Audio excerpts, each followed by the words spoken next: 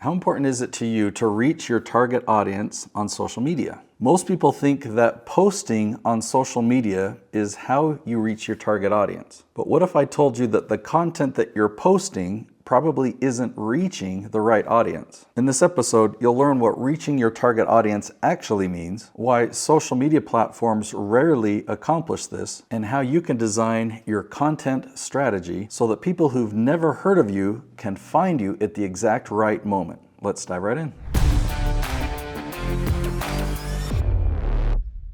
Reaching means getting in front of strangers, not followers. So when we're talking about reaching your target audience, I'm thinking about it from a marketing perspective. Marketing means getting in front of new people who've never heard of you before. People that are following you or that are subscribers to your YouTube channel or subscribers to your email list.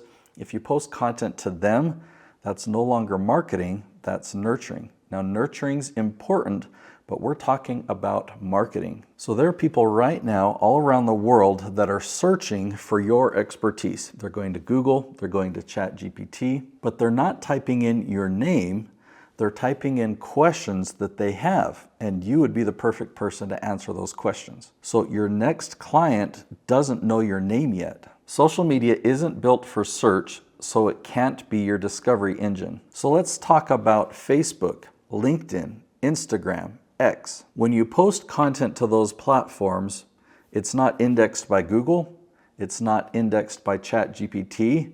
Here's the crazy part. They're not even indexed by themselves, meaning, let's just pick Facebook. If you post an article on Facebook, you can't search for it by topic. You used to be able to do that on LinkedIn. You could do a post or an article on LinkedIn, and the article could be indexed by topic, but no longer. In the last couple of years, LinkedIn has really de-emphasized articles. If you don't believe me, go to LinkedIn right now and try finding an article, a single article. Like, you can go into your own account and you can post either a post or an article, but try finding somebody else's articles. You can't do it unless you use a site search on Google. They're built around a social platform and for content to go viral, but if you want content that is searchable, so that people that are searching for your expertise can find you, these platforms are not the place to do that. So if you've heard me talk about my LEAF strategy before, and you're making content answering specific questions, if you're posting it on any of these platforms that aren't indexed, there's your problem. That's why people aren't able to find you. Indexed platforms are the key to being discovered. There are two places that you should be posting your content. First is YouTube. Okay, you know I talk about YouTube a lot. There are several reasons why we focus on YouTube. Every word of your videos is transcribed and it's indexed and it's searchable. So first of all, it's searchable on YouTube. People use YouTube search all the time. So when you put your expertise in a searchable way on YouTube, then your target audience can find you when they search on YouTube. But next, it's also indexed on Google. So when people are doing a Google search for your expertise, Google will recommend your videos to them. And third, now people are searching on ChatGPT. They're asking all types of questions and doing deep research there. I know I use it a ton. Now, when people are asking very surface level questions, they'll get very surface level answers from ChatGPT. But as people go deeper, guess what ChatGPT does? It recommends YouTube videos. And it's not the entertaining type of content that ChatGPT usually recommends. The highest percentage of content that's recommended is how-to content. So your videos that you put on YouTube that answer people's questions are now being shown to people by ChatGPT, and thus Google, YouTube, and ChatGPT are lead generators for your business. The core versus entrance points. This is a smarter traffic strategy. I'm going to put a graphic on the screen. You're going to see the core in the middle. This is your hub. This is your business. Okay, this is your email list. And all around it, you'll see entrance points. Now, entrance points could be YouTube from search. Entrance points could be marketing. It could be social media that you're nurturing, but we're going to separate nurturing now and just focus on the marketing. So any way that people find you, whether you're speaking on stage and that's the first time that they hear you, or they're finding one of your videos recommended by ChatGPT, whatever place that they find you, that's an entrance point. Now, from an entrance point, where do you want to send them? You want to send them to your core.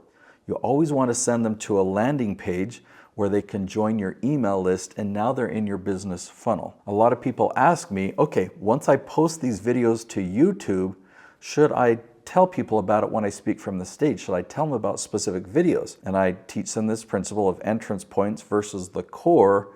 Would you want to send people from one entrance point to another entrance point, or would you want to send them directly to your core? Hopefully your answer is the core. You want to send people to your core. Once they've entered in, send them to your core. So don't send people from a speaking engagement over to YouTube. Don't tell people on LinkedIn to go check out your Instagram. Those are all entrance points. Are there exceptions to this? Well, of course. Like if you're speaking on stage and you're talking about a principle that you don't have the ability to go in depth on stage, you can let people know about a specific video. But the reason that you're recommending that video is to really give them value and to add to your speaking. You're not doing it because you're trying to get your audience to then become YouTube subscribers. You don't need to promote one channel or one entrance point from another. Why the leaf strategy doesn't apply to social media and what to post instead. So the leaf strategy that I teach so thoroughly on this channel, that is meant exclusively for indexed platforms. So not only are you going to post this content to YouTube, but also a blog, okay? Now I would do the blog second because it seems that YouTube is much more important, but if you create the YouTube video first, it's so easy to create a blog post. Put the video on YouTube, you'll have this transcription that YouTube automatically does, copy and paste that into ChatGPT, and tell ChatGPT, hey, reformat this as a blog post. So then you copy and paste that into your blog. Now on your blog page, have the title of the page be the same leaf title that you have as your YouTube video, embed the YouTube video at the top, and then have the blog post or the article below it. And then just be patient. You don't need to share this with your friends or family. You don't want to post this on social media. Search takes a little while to get traction. You don't want your videos to go viral. If you get a lot of views on the first few days, that's not the traffic we want anyway. That's suggested or browse traffic. But over time, the search algorithm will send people who are searching for this content to your video, and because you're delivering the answer, because you're answering their questions so well, the algorithm will take notice and your videos will rank at the top of search. So what do you post on social platforms? Well, the good news is you don't need to post on every social platform. Even though there's people like Gary Vaynerchuk that will tell you the opposite, I would say focus on the platforms that you enjoy. If you love Instagram, keep posting on Instagram, but don't consider it marketing, consider that nurturing. If you're going to do a paid ad campaign, do it on the platform that makes sense. Don't send your paid traffic to your organic YouTube channel.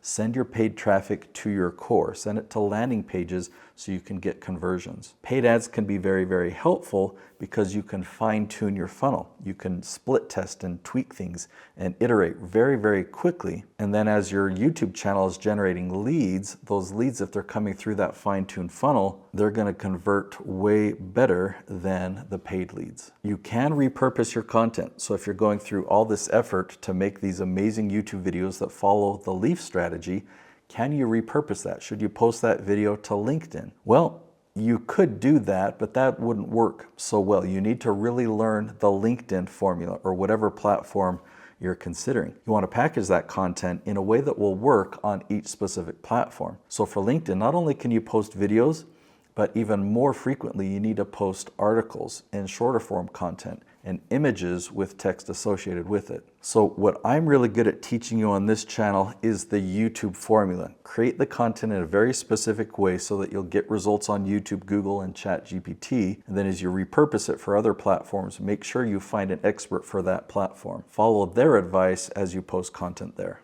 Now, if you want to learn how to build a full strategy that builds trust and visibility to your dream clients, then I recommend you watch my next episode. I'll link to it right here. It's called Why Your Marketing Isn't Working. In that episode, I go into more detail on the difference between marketing and nurturing, and I give you clear examples of both so that you don't mix them up. Marketing is extremely important and nurturing is extremely important. So that episode is the perfect next step. I'll see you there.